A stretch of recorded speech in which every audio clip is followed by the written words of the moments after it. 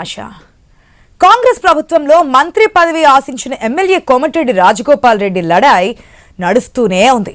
CM target గా పలుమార్లు ఘాటు వ్యాఖ్యలు చేశారన్న విమర్శలు కూడా ఉన్నాయి. పార్టీలో అంతా సింగిల్ మ్యాన్ ఎజెండా నడుస్తుందన్న కోణంలో ఆరోపణలు గుప్పిస్తున్నారు. రాజగోపాల్ తీరుపై పార్టీలోనూ అంతర్గతంగా చర్చ జరుగుతుందన్న వాదన వినిపిస్తోంది. పార్టీపై రాజగోపాల్ అసంతృప్తి, అసహనంపై హైకమాండ్ కూడా ఫోకస్ పెట్టింది. ఇదే సందర్భంలో పార్టీ క్రమశిక్షణ కమిటీ ముందుకు కూడా ఫిర్యాదులు వెళ్లాయి.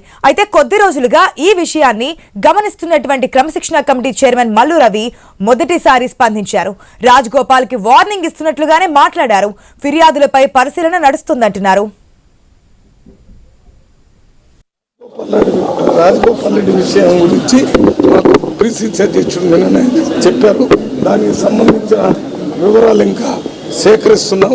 అవి సేకరించిన తర్వాత అవన్నీ పరిశీలించి అది నెక్స్ట్ మీటింగ్ లో మాట్లాడతాం.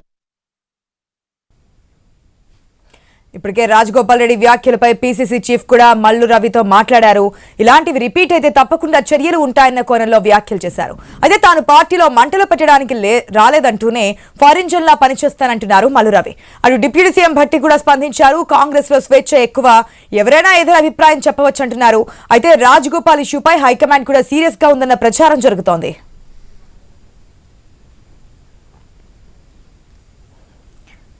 గతంలో మనం చూసాం, ఏదైతే మునుగోడు ఎమ్మెల్యే రాజగోపాల్ రెడ్డి ఇద్దరు అన్నదమ్ములు, అయితే మినిస్ట్రీ ఇస్తా అన్నారు కాబట్టి ఆయన బీజేపీలోకి వెళ్ళిన తర్వాత బైపోల్ వచ్చింది. అత్యంత కాస్ట్లీయెస్ట్ బైపోల్గా మనం ఆనాడు చూసాం. హుజురాబాద్ తర్వాత మునుగోడు బైపోల్ ఎంత కాస్ట్లీయెస్ట్గా జరిగిందో. కాంగ్రెస్ పార్టీలోకి బీజేపీ పార్టీలోకి వచ్చి ఓడిపోయిన తర్వాత కాంగ్రెస్ పార్టీలోకి జాయిన్ కావడం జరిగింది. మునుగోడు నుంచి పోటీ చేశారు. మునుగోడు నుంచి ఎమ్మెల్యేగా గెలుపొందారు. కాకపోతే మంత్రి పదవి ఇస్తానని చెప్పి ఆనాడు హామీ ఇచ్చారు కాబట్టే నేను పార్టీ మారాను. చాలాసార్లు అసెంబ్లీలో కూడా మాట్లాడారు ఆయన. అసెంబ్లీలో కూడా బహిర్గతంగా ఆర్థిక శాఖ మంత్రి ఇస్తే నేను రన్ చేయగల కెపాసిటీ ఉంది, నాకు మంత్రి పదవి వస్తుందని చెప్పి ధీమా వ్యక్తం చేసినటువంటి సిచ్యువేషన్. ఇట్లాంటి సిచ్యువేషన్లోనే మొన్న deputy chief minister Mallu Bhatti Vikramarka కూడా కామెంట్ చేసిన దానికి ఆయన వెంటనే రియాక్ట్ అయ్యారు. మీకు గమనించినందుకు, గుర్తించినందుకు థ్యాంక్స్ అంటూ కూడా మాట్లాడారు. ఏం జరుగుతోంది? ఇప్పటికీ క్రమశిక్షణ కమిటీ ముందుకు చాలామంది వచ్చారు. వారికి సంబంధించిన వివరణ ఇచ్చినటువంటి సందర్భం మనకు కనిపించింది. కొండా సురేఖ దంపతులు కావచ్చు, మిగిలిన మంది కావచ్చు. మరి ఇప్పుడు ఎందుకు రాజగోపాల్ రెడ్డి ఇష్యూలో ముందుకు వెళ్ళడం లేదైతే ఇప్పుడు ప్రశ్నగా మారింది.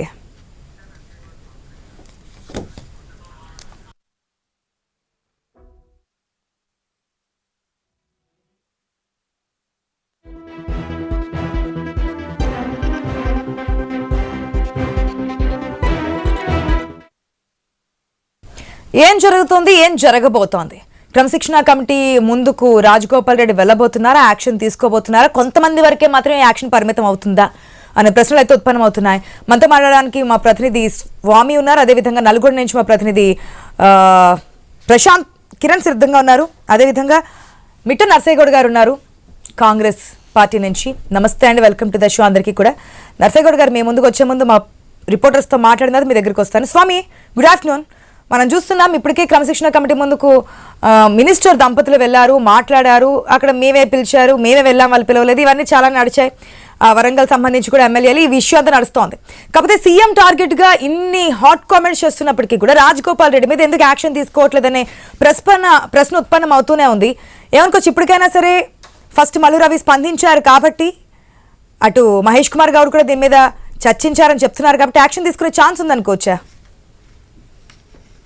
అంటే ఆచా కాంగ్రెస్ పార్టీలో అంతర్గత ప్రజాస్వామ్యానికి మారుపేరు. ప్రతి ఒక్కరు కూడా ముందు ప్రతిపక్షంగా ఒకవైపు పార్టీల మీద దాడి చేయడం కంటే ముందుగా సొంత పార్టీ నేతల పైన కామెంట్ చేస్తున్నారు. ఇది కొంత కాంగ్రెస్ పార్టీ అధికారంలోకి వచ్చిన తర్వాత కొంత ఇబ్బందికర పరిణామంగా మారింది.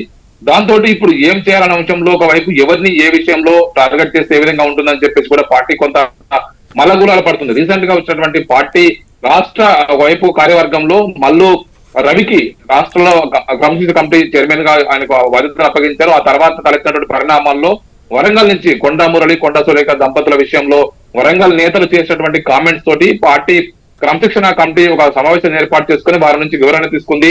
రెండు వర్గాల నుంచి వారి అభిప్రాయాలు తీసుకున్న తర్వాత దాన్ని కొంత సపోర్ట్ చేసే ప్రయత్నం చేశారు. ఒకవైపు కొండా మురళి కూడా తాను పార్టీ లైన్ లోనే పనిచేస్తున్నాను, అందరినీ కలుపుకొని పనిచేస్తాను, రానున్న రోజుల్లో పార్టీ లోకల్ బాడీ ఎలక్షన్స్ లో కావచ్చు, మిగతా ఎలక్షన్స్ లో పార్టీ విజయం కోసం పనిచేస్తాను, తాను రాహుల్ గాంధీ ప్రైమ్ మినిస్టర్ అయిన వరకు కూడా తాను పార్టీ కోసం పనిచేస్తానని చెప్పేసి కొండా మురళి మాట్లాడడం జరిగింది. ఆ తర్వాత రీసెంట్ పరిణామాల్లో ఇటు మునుగోడు నుంచి రాజగోపాల్ రెడ్డి నిత్యం ఏదో ఒక అంశం పైన కామెంట్ చేస్తూ ఉండడంతో కూడా పార్టీ ఇప్పుడు ఏం చేయాలనే విషయంలో మల్లగులాలు పడుతుంది.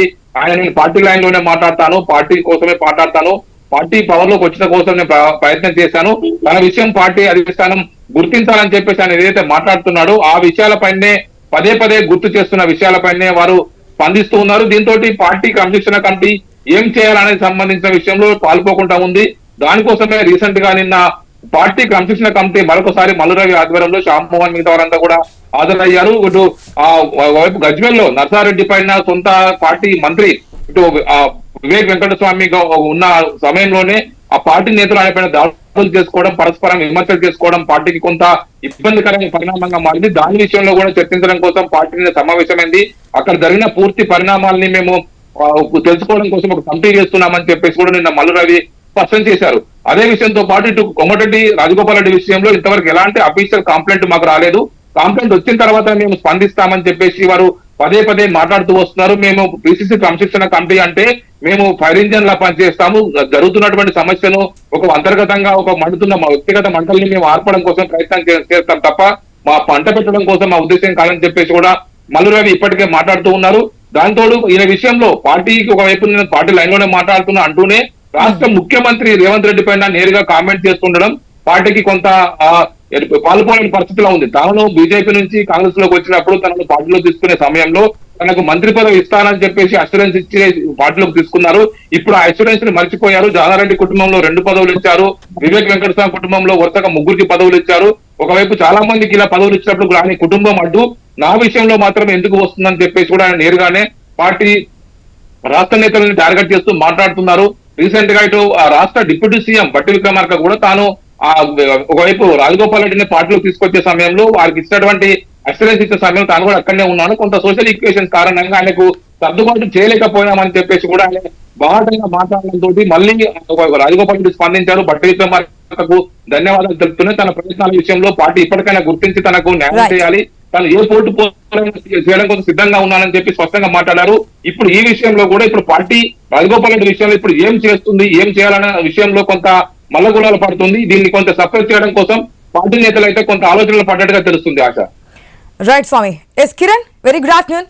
మనం చూస్తున్నాం ఏదైతే ఇష్యూ వచ్చిందో మంత్రివర్గ విస్తరణ సందర్భంలో మంత్రులు అనౌన్స్ చేసేటప్పుడు కూడా ఆయన చాలా ఆశపడ్డారు. ఎస్ నాకు ఈసారి మంత్రి పదవి వస్తుందని చెప్పి ఉత్సాహంలో ఉన్నారు. కోమటిరెడ్డి వెంకటరెడ్డికి ఇచ్చిన తర్వాత ఒకే కుటుంబంలో 2 ఉన్నారని చెప్పి ఏదైతే హామీ ఇచ్చినప్పుడు తెలియదని కొన్ని కామెంట్స్ చేశారు. ఆ తర్వాత మునుగోడు ప్రజలతో మాట్లాడుతున్నప్పుడు కూడా ఇక్కడికి అందరినీ తీసుకొస్తాను అని ఏదైతే బైపోల్ జరిగిన టైంలో అందరూ మునుగోడుకు వెళ్ళి మాట్లాడారో ఆ విధంగా రాజీనామా చేసే ఛాన్స్ ఉంది, మరి అందరినీ కూడా ఇక్కడ తీసుకొస్తారు, అందరి నేతలు కూడా మీ దగ్గరకు వస్తారు, తీసుకురాలని అనుకుంటున్నారా అంటూ కామెంట్స్ చేశారు. అంటే ఒకవేళ మంత్రి పదవి ఇవ్వకపోతే గనక రాజీనామాకు సిద్ధమై మళ్ళీ బైపోల్కి వెళ్ళే ఛాన్స్ ఉందంటూ కూడా కామెంట్స్ చేశారు. అటువంటి సిచ్యువేషన్ ఏమైనా కనిపిస్తుంది అనుకోవచ్చు అక్కడ ప్రెసెంట్ ప్రజల్లో ఉన్నటువంటి ఏదైనా అభిప్రాయం ఉంది?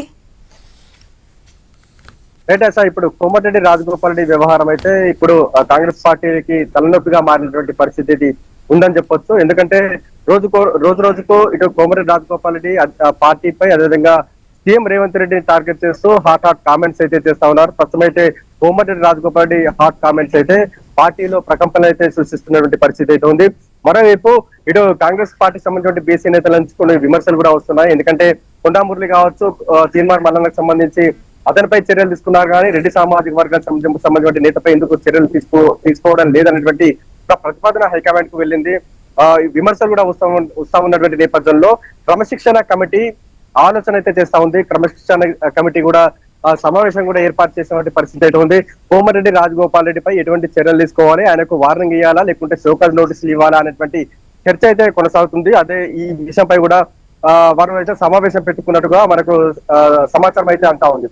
అయితే నిజంగా ఇప్పుడు కాంగ్రెస్ పార్టీ హైకమాండ్ కు విధంగా చెప్పాలంటే ముందు నుయ్యి వెనుక గొయ్యి అనేటువంటి సామెత మాదిరిగా పార్టీ పరిస్థితి ఉందని కూడా చెప్పొచ్చు. ఒకవేళ కోమటిరెడ్డి రాజగోపాల్ రెడ్డిపై చర్యలు తీసుకుంటే గనక చర్యలు తీసుకుంటే ఎటువంటి సమస్యలు ఉత్పన్నమవుతాయి, తీసుకోకుంటే ఎటువంటి సమస్యలు ఉత్పన్నమవుతాయి అని కూడా ఇటు కాంగ్రెస్ పార్టీకి సంబంధించిన సీనియర్లు అయితే పునరాలోచన చేస్తా ఉన్నటువంటి పరిస్థితి అయితే ఉంది. ఒకవేళ తొందరపడి కోమటిరెడ్డి రాజగోపాల్ రెడ్డికి షోకాజ్ నోటీసులు జారీ చేసినట్లయితే ఫలితం ఏ విధంగా ఉండబోతుంది, ఆయన స్పందన ఏ విధంగా ఉండబోతుంది అనేటువంటి ఒక ఆందోళన కూడా వ్యక్తం అవుతా ఉంది. అయితే గతంలో కూడా కోమటిరెడ్డి రాజగోపాల్ రెడ్డి అంటే ప్రతిపక్షంలో ఉన్నప్పుడు కూడా చాలా అంటే సొంత పార్టీ సీనియర్ నేతలపై కూడా ఆయన చాలా హాట్ కామెంట్ చేశారు. ఉత్తమ్ కుమార్ రెడ్డితో పాటు అప్పట్లో రేవంత్ రెడ్డిని టార్గెట్ అంటే పిసిసిగా ఉన్న రేవంత్ రెడ్డి కూడా చాలా సార్లు టార్గెట్ చేస్తూ మాట్లాడినటువంటి పరిస్థితి అయితే ఉంది. అప్పుడు కూడా షోకాజ్ నోటీసులు హైకమాండ్ ఇచ్చింది, కానీ ఎటువంటి షోకాజ్ నోటీసులకు ఆయన రిప్లై కూడా ఇవ్వని పరిస్థితి అయితే ఉంది. కానీ రిప్లై ఇవ్వనప్పటికీ కూడా హైకమాండ్ కూడా పెద్దగా పట్టించుకోలేదు. ఎందుకంటే అప్పుడు ప్రతిపక్షంలో ఉంది కాబట్టి, పార్టీ అధికారంలో వచ్చే దిశగా ప్రయత్నాలు మొదలవుతున్నాయి కాబట్టి కోమటిరెడ్డి రాజగోపాల్ రెడ్డికి సంబంధించి షోకాజ్ నోటీసులను రిప్లైకి సంబంధించి ఎటువంటి ఆయన కామెంట్స్ ను కూడా పెద్దగా సీరియస్ తీసుకోలేదు. కానీ ఇప్పుడు మాత్రం పార్టీ అధికారంలో ఉంది కాబట్టి ఇటు కోమటిరెడ్డి రాజగోపాల్ రెడ్డి రోజు రోజుకు హాట్ కామెంట్స్ చేస్తా ఉన్నారు. ఓవైపు ఢిల్లీలో బీసీ ఉద్యమం జరుగుతుంది, బీసీ ఉద్యమాన్ని కాంగ్రెస్ పార్టీ ఎత్తుకుంది. 42% బీసీ రిజర్వేషన్ సంబంధించి ఒక క్లారిటీతో ఉన్నటువంటి నేపథ్యంలో తాజాగా రెడ్డి ఒకవేళ క్రమశిక్షణ కమిటీ దగ్గరికి పిలిచినా ఆయన ఆన్సర్ అయితే చాలా క్లియర్ కట్ గా ఉండబోతుందని అర్థమవుతోంది.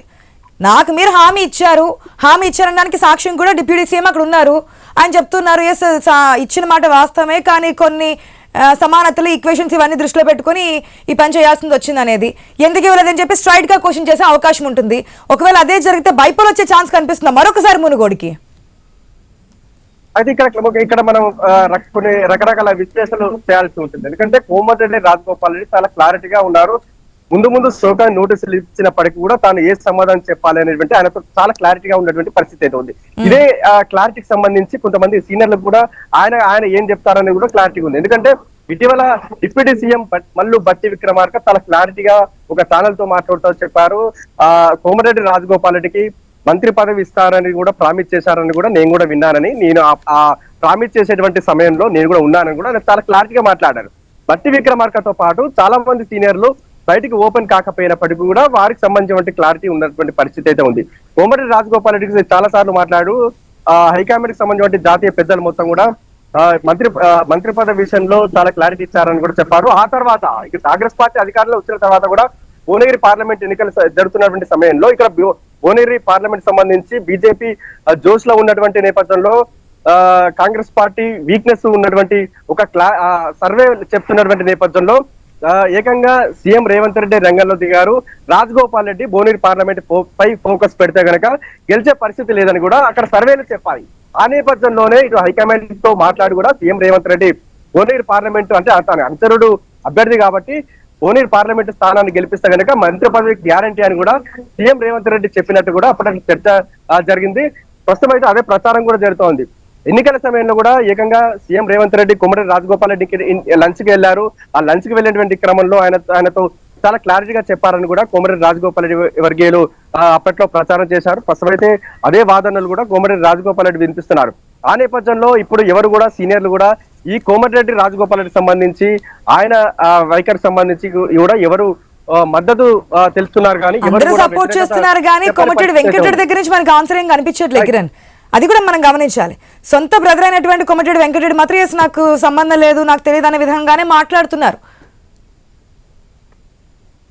రైట్, ఈ విషయంలో మాత్రం కోమటిరెడ్డి వెంకరెడ్డి చాలా ఆయన కూడా ఒక స్పష్టమైనటువంటి వైఖరి తెలియజేశారు.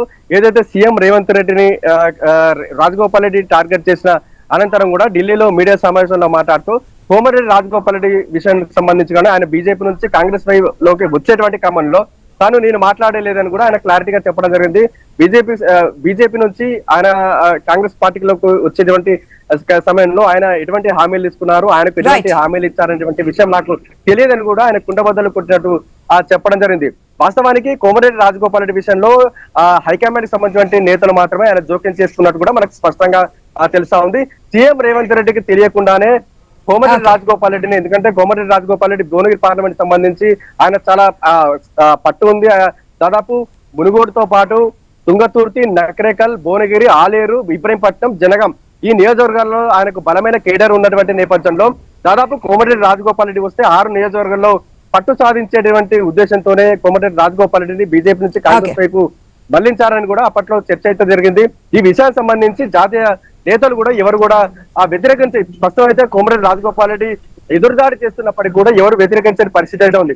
ఈ నేపథ్యంలోనే ఆయనకు నిజంగా షోకాజ్ నోటీసులు ఇస్తారా? ఒకవేళ షోకాజ్ నోటీసులు ఇస్తే కోమరెడ్డి రాజగోపాల్ రెడ్డి ఇంకా ఎవరిని టార్గెట్ చేస్తారు? రియాక్షన్ ఏంటనేది కూడా వెయిట్ అండ్ సీ. మనం ఒక్కసారి షోకాజ్ నోటీసులు ఇచ్చిన తర్వాత మాత్రమే రియాక్షన్ ఏంటో కూడా తెలిసే అవకాశం ఉంటుంది. మరి దానికి కాంగ్రెస్ ప్రభుత్వం సిద్ధంగా ఉందన్నది కూడా తెలుసుకునే ప్రయత్నం చేద్దాం. కిరణ్ ఒక్క నిమిషం. నర్సయ్య గౌడ్ గారు నమస్తే అండి. నర్సయ్య గౌడ్ గారు, అసలు ఏం జరుగుతోంది? కొంతమందికి ఒక న్యాయం, మరికొంతమందికి ఒక న్యాయమా అనే క్వశ్చన్ వస్తుంది. అంటే ఒక సామాజిక వర్గానికి ఒక న్యాయం, మరొక సామాజిక వర్గానికి ఒక న్యాయం. ఒకరు ఏదైనా లైన్ దాటితే కనుక వారి మీద యాక్షన్ ఉంటుంది, సస్పెండ్ చేస్తారు, పక్కన పెడతారు. కానీ మరొకరు ఏదైనా కామెంట్స్ చేస్తే కనుక కనీసం పిలిపించి నోటీస్ ఇచ్చే ఛాన్స్ కూడా లేదు. ఏం జరుగుతోంది? ఎందుకు ఈ విభేదం అనే డిఫరెన్స్ ఎందుకు అనేది?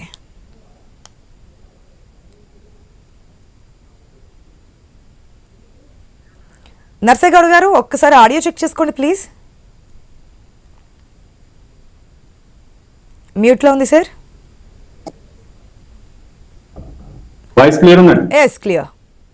ఎస్. ముందుగా మీకు ప్యానెల్లో ఉన్న పెద్దలకు వ్యూవర్స్ కు నమస్కారం.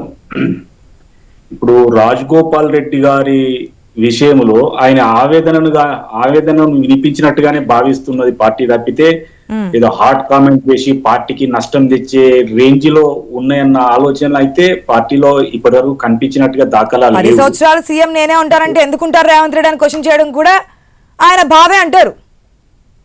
దానికి మీ వక్త కూడా చెప్పారు. ఎందుకంటే ప్రజాస్వామ్యం ఎక్కువ ఉంది మన కాంగ్రెస్ పార్టీలో ఎక్కువే, కాదని చెప్పట్లేదు, కానీ అది కూడా బాధ కిందే వస్తుందా అని. అయితే మీరు మీ చర్చలో ఒక ముఖ్యమైన అంశానికి సమాధానం చెప్పాలి. ఎందుకంటే ఒక వర్గానికి షోకాజ్ నోటీస్ ఇచ్చి సస్పెండ్ చేయడం జరుగుతుంది, ఇంకొకరికి ఇస్తలేరనే ఆలోచన చర్చకు వచ్చింది కాబట్టి చెప్తున్నాను. ఇప్పుడు తిన్మార్ మల్లన్నకు షోకాజ్ నోటీస్ ఇచ్చి సస్పెండ్ చేయడానికి ఆయన 42% సంబంధించిన రిజర్వేషన్ కానీ లేకపోతే జనగణన కులగణన కానీ వాటిని కాలబెట్టిండు. అది చాలా తీవ్రమైన చర్య కాబట్టి ఆయనకు సస్పెండ్ చేయడం జరిగింది. ఆ రేంజ్ తీవ్రత ఈ వ్యాఖ్యలలో లేదు. ఎందుకు లేదంటుందంటే స్పష్టంగా అందరికీ తెలుసు. ముఖ్యమంత్రి మల్లన్న మీద ఏమైనా కంప్లైంట్ రేస్ చేశారా? కంప్లైంట్ వెళ్ళిందా క్రమశిక్షణ కమిటీకి?